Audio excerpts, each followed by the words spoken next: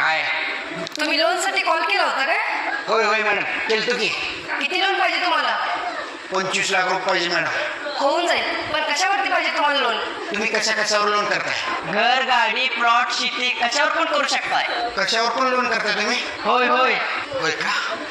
बरं मला सांगा, मी जर लोन नाही भरलं तर काय होतंय? जर तुम्ही लोन नाही भरला, ज्या वस्तूवर लोन केलंय ती वस्तूच आम्ही घेऊन जातो आणि ती बँकेत नेऊन जमा करतोय आणि ती वस्तू तुम्हाला कधीच परत मिळत नाही.